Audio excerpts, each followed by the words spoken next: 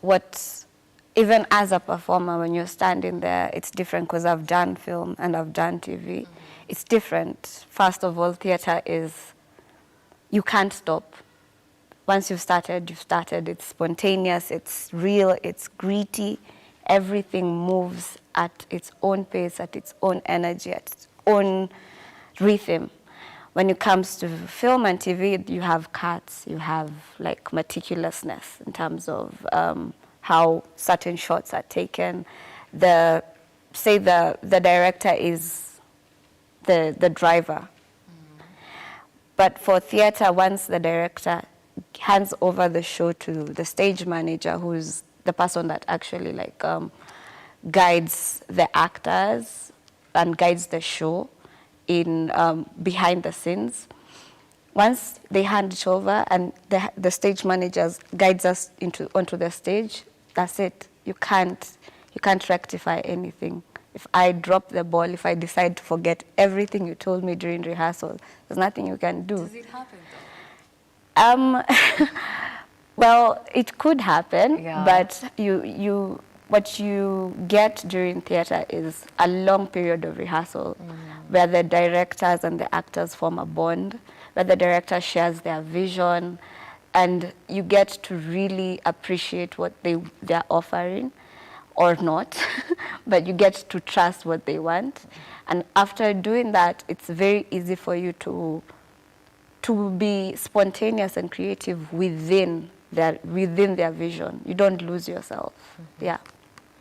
How do we see the industry now, the theater industry, in how people are receiving it now and years to come? Are we getting somewhere? Well, definitely, yeah. Mm-hmm. Definitely, yeah. In my work, I definitely do commentary on the politics of a day. So in me answering this has little to do with that here.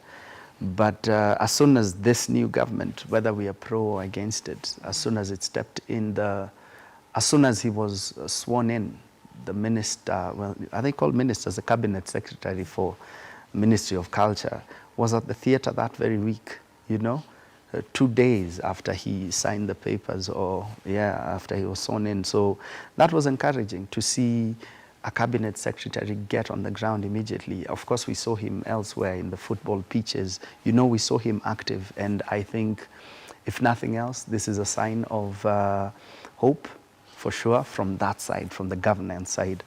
When it comes to the people, like I said, if 1% of Kenya was to go to the theaters and pay 100 shillings or 1,000 shillings or whatever is being paid at the door, we'd have a very strong theater economy. But I think we're getting there bit by bit. So last year, shows were sold out left, right, and center, you know. Right now, if you go to book space at the National Theatre, you'll be told book for something in 2024 because all the spaces are mostly sold out. It might be heartbreaking that maybe some of the clients at the theatre spaces, Braeburn or National Theatre or whichever other space, most of the clients might be corporate. But at least we are seeing more theatre companies and groups and artists booking this space, meaning when they put work on the stage, people are coming. And if shows are being sold out, then that's a good thing. It means either we have very good repeat clients, or more and more people are learning about theatre and they're excited to interact with the work. Yeah, so is there hope? Yes, there is. Can more be done? Oh, so much more can be done. But we're not where we were pre-COVID, you know. The 90s might have been more exciting, theatre-wise, but we are definitely not where we were 5 years ago. Yeah, so there's hope. So the production is becoming more and more and more better. So let's talk about the month of love is here, and I believe you have something coming up. So talk to us about it. The play is called Echoes. Our hashtag is #Echoes on stage. It has a cast of 2, so it has 2 players on stage. That is myself, Martin Kigondu, and our lovely star here. So it's the two of you? Yeah, just only? the two of us, yeah. Interesting. Yeah, well, it's about love, isn't it? Yeah. So it explores love and the different iterations of love, yeah? And the most intriguing thing about this particular one is just in the same way we have echoes, ring back, so I'd say Martin, then I'd hear my name ring back again and again and again.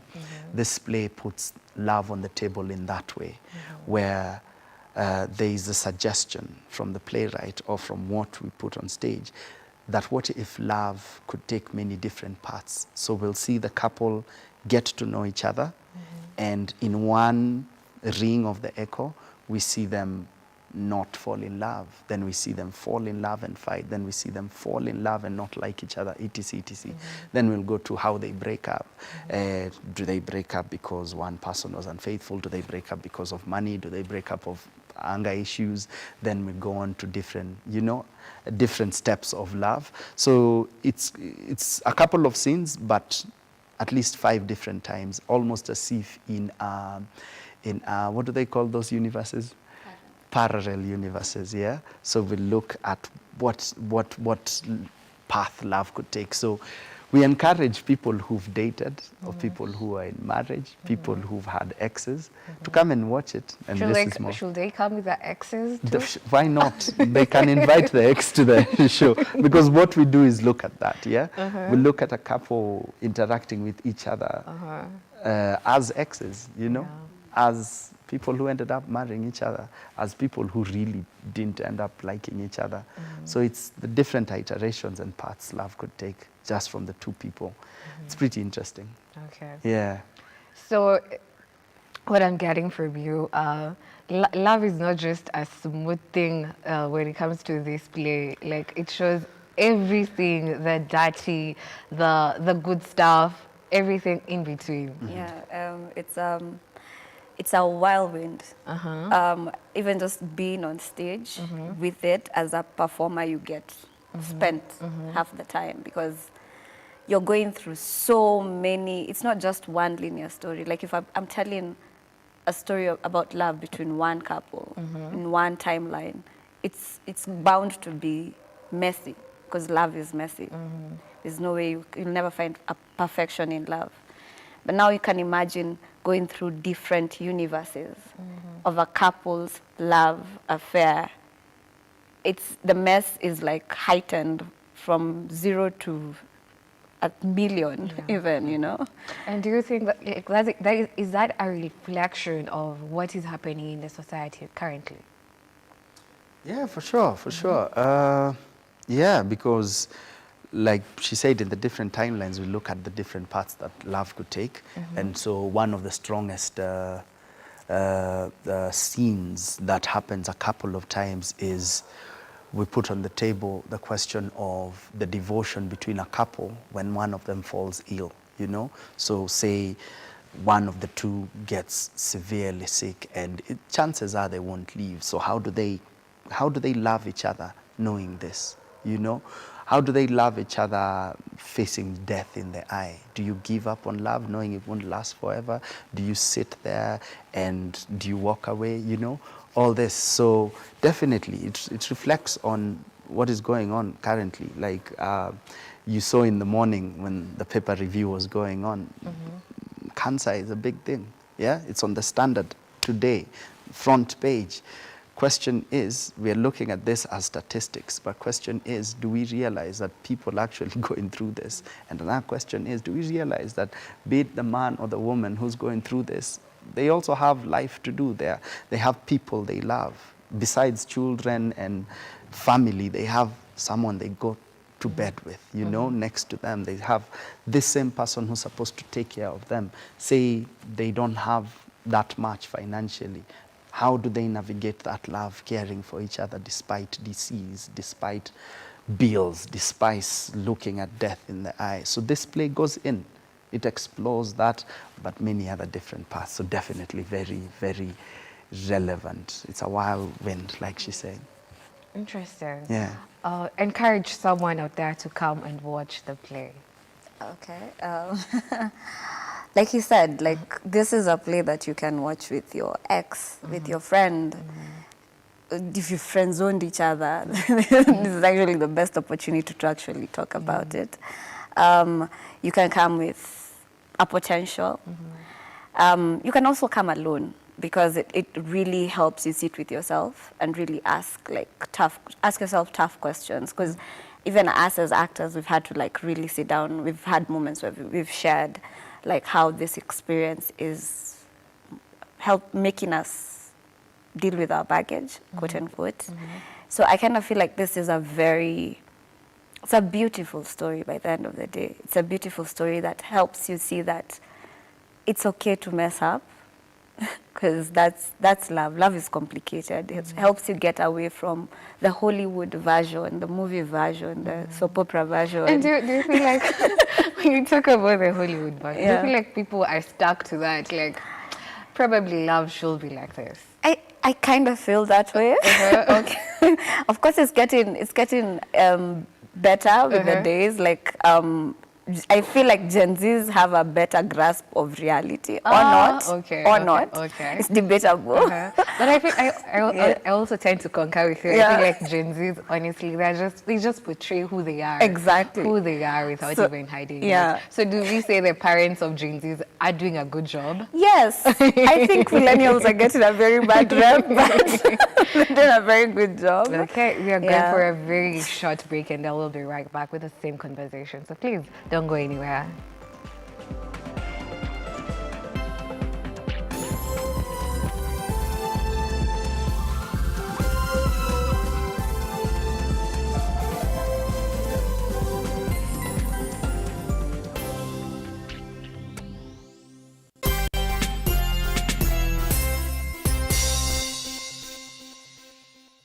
It will be a lifetime experience you do not want to miss. From 30th January to 5th of February, Bishop Dr. Ken and Mercy Ken do invite you to the Prayers Revival meeting at the Revival Sanctuary Church of Glory in Riruta Satellite, Kawangware.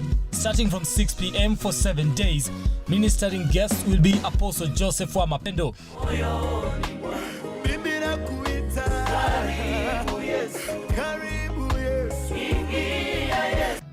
And performing live will be music minister Sifael Mwabuka, all the way from Tanzania.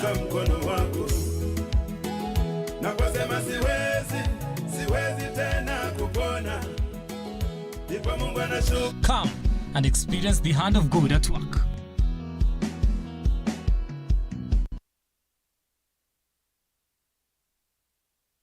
Vera Beauty and Fashion College is focused on being the leading technical and vocational training institute in the region.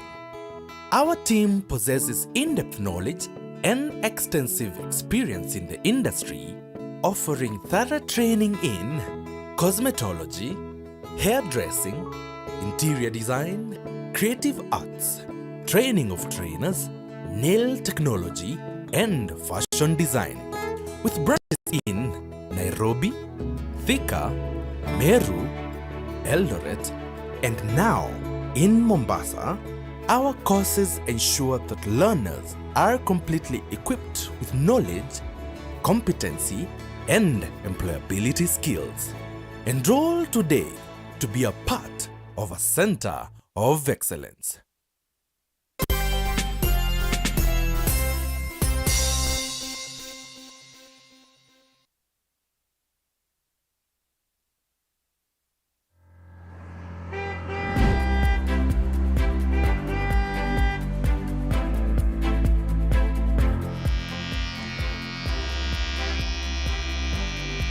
Wow, what a haircut. I feel more relaxed and relieved. You know what? This is more of a therapy session than just a shave. Don't you dare change your barber, because for some of us, this is where we get to share issues that affect us most as men, either negatively or positively. We say it as it is, as we try to polish men's lives. Well, even at the gym, as we try to keep fit, we always give attention to men's mental fitness.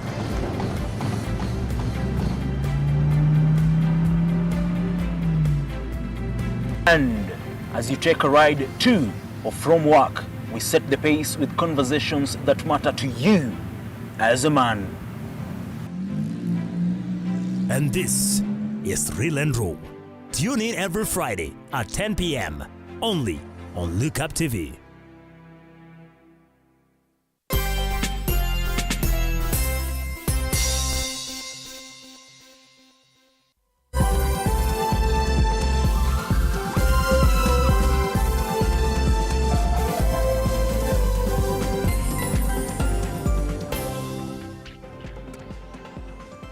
Welcome back to this lovely discussion we're having here on Lookuptv, and this is The Morning Drifts.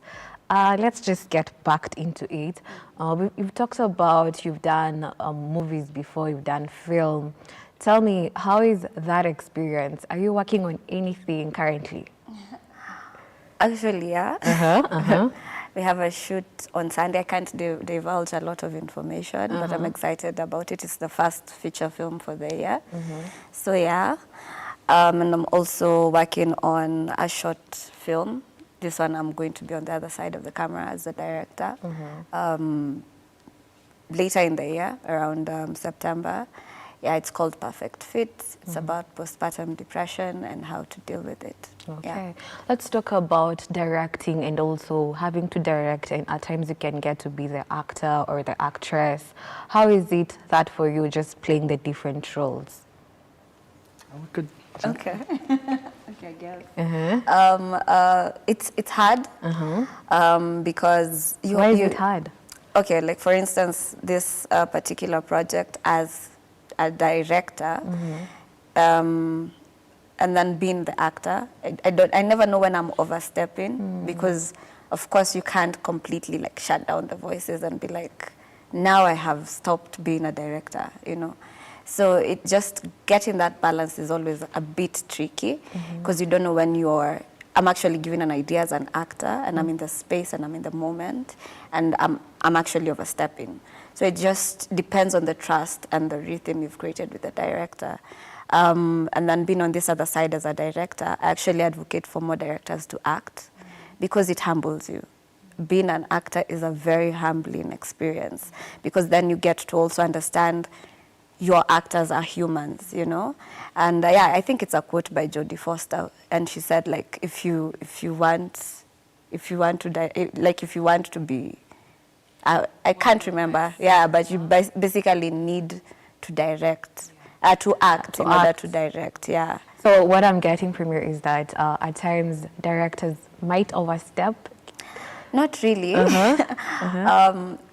I wouldn't call it overstepping. It's just being seeing things from a different perspective. You know, you're seeing the entire forest. I'm just seeing perfect. A tree. Exactly.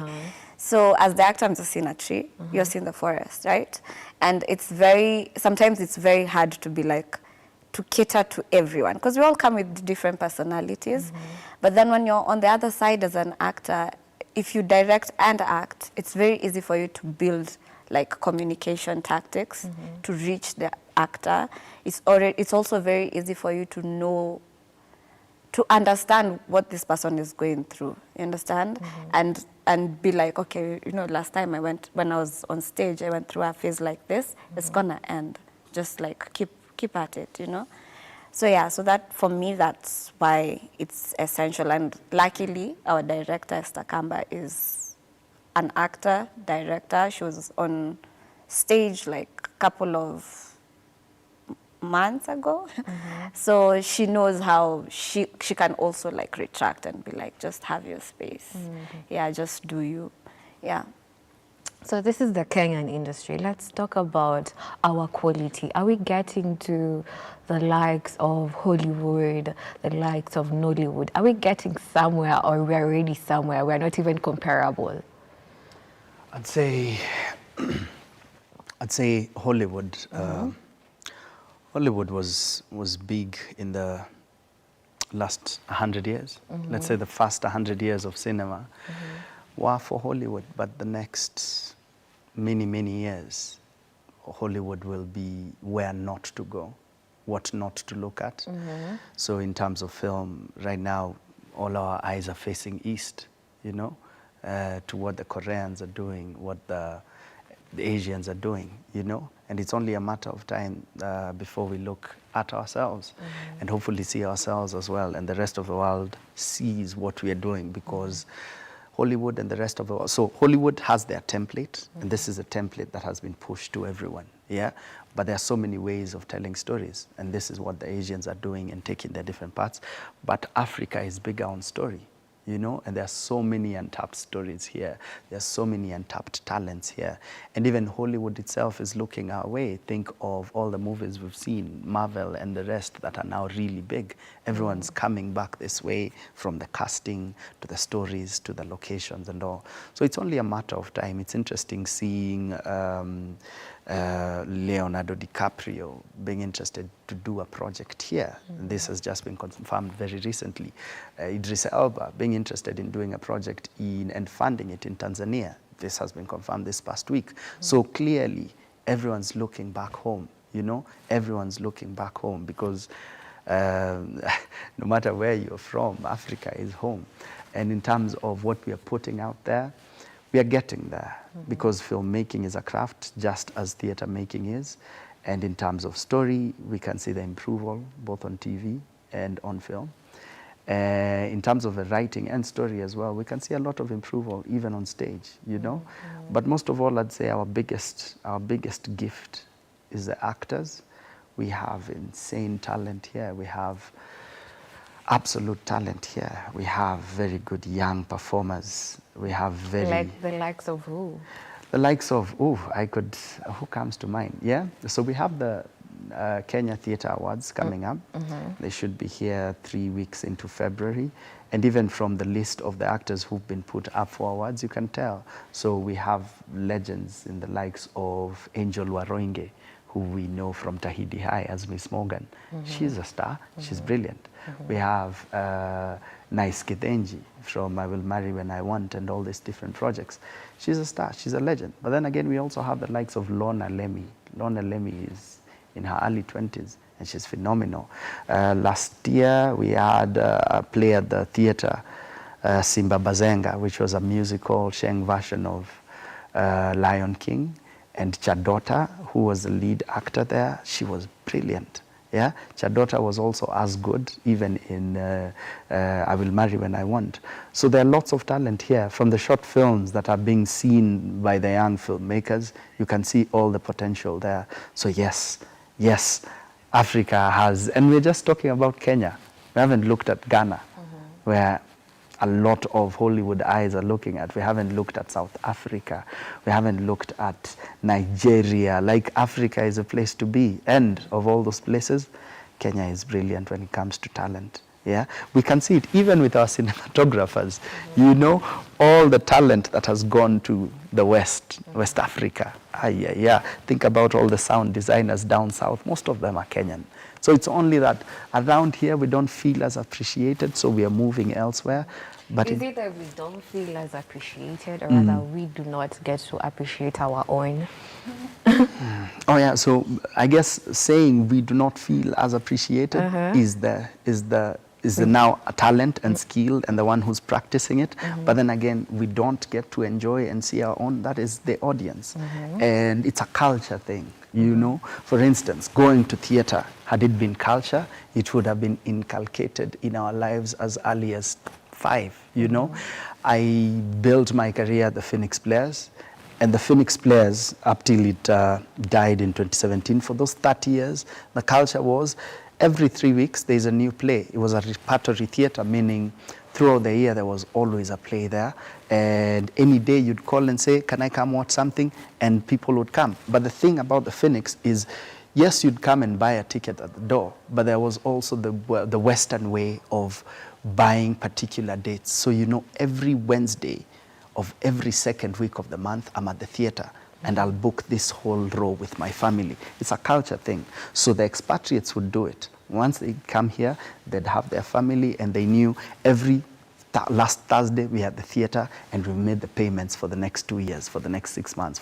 So even a child who belongs to our family and they're like 5, they know every month we go to the theater at least twice. By the time they are 15, it's a thing they do. By the time they are 30, theater is life.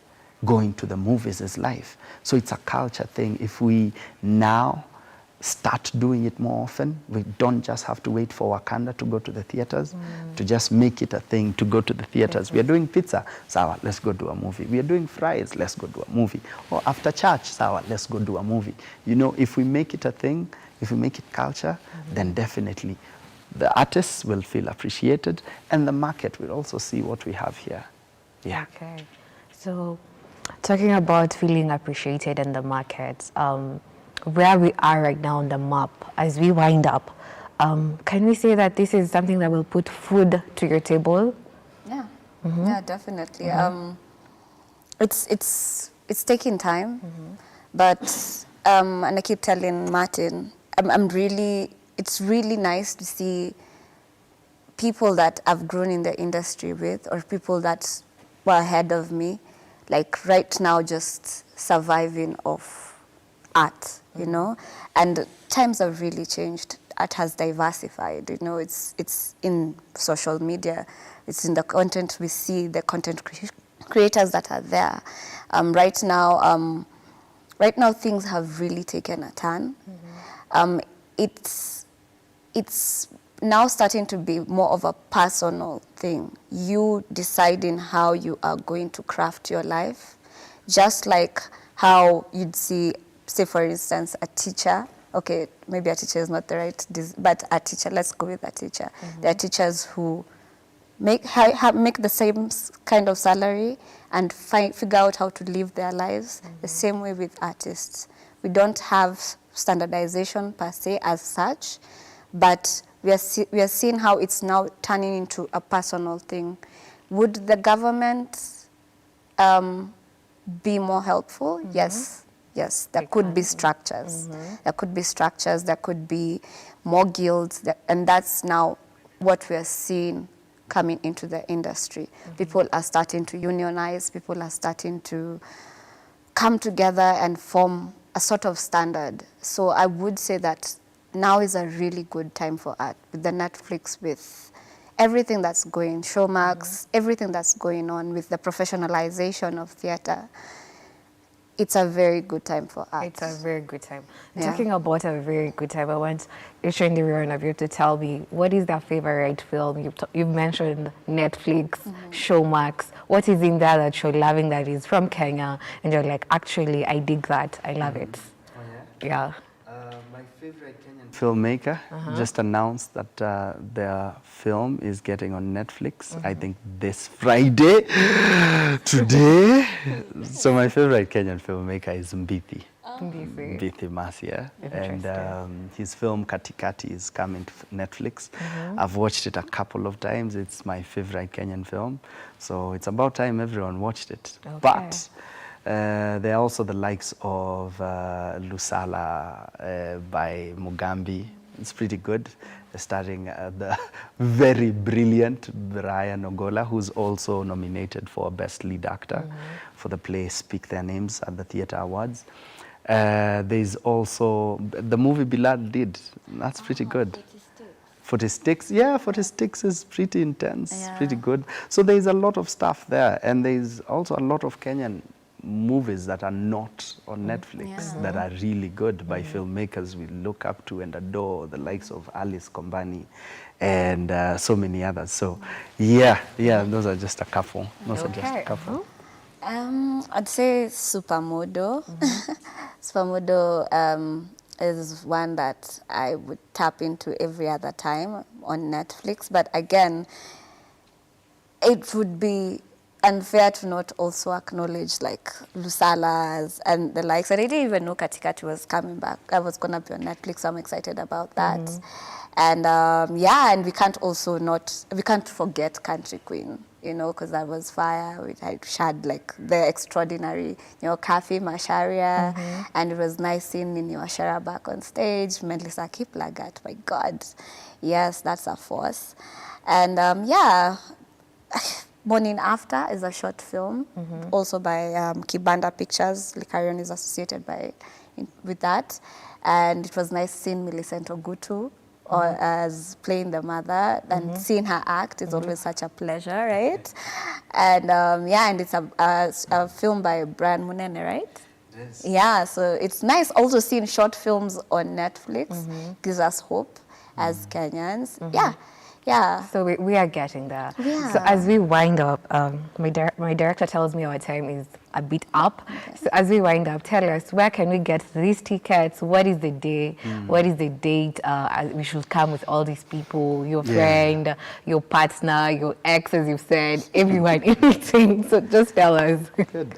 So yeah, once again, the show is called Echoes. Our hashtag is Echoes on Stage.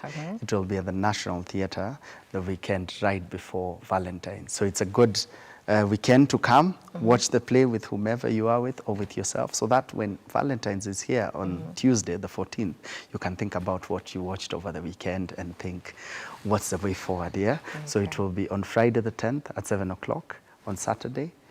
Just one show on 7 Saturday. o'clock in the a.m. In or the p.m.? evening. Okay. Yes. Okay. in the p.m. Saturday, 6 o'clock, and on Sunday at 3 and at 6. So literally the whole weekend? The whole weekend, yes. Okay. The ticket right now goes for $14.99. Yeah, because we care. We were like, no, 1,500 is a bit too much. Let's do $14.99. Yeah, just a feeling. Yeah, we are giving. It's a love. So $14.99. They can buy a ticket on till number 9584367, and the name they'll see is one of the cast members. So it's Wanjiko or Kigondu. It's just the two of you. Just the two of us. So they say they'll see who it is. But then again, we can't not forget. We cannot not mention the rest of the team. So we have Obel, who is our production manager, Obel Joseph. We have Beryl, who is a brilliant production and stage manager, and our director, Esther Kamba. So it's a really good plan for the Valentine's weekend.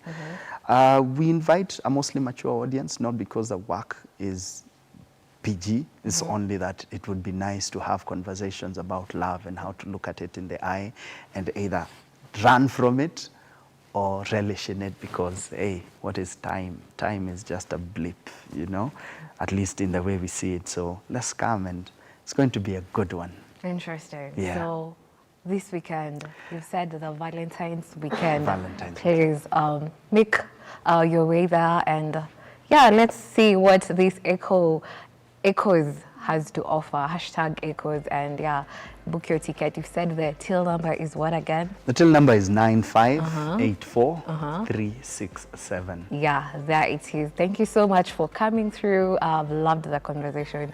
I feel like more and more I should be getting into theater and just to see what you guys have to offer. We had plans with Simba. I don't know what happened.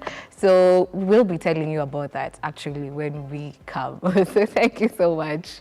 Yeah, so we're going for a very short break, and we'll be back with music with Simba, and let's have the E-Friday in an amazing way. My name is Muguru Kimani.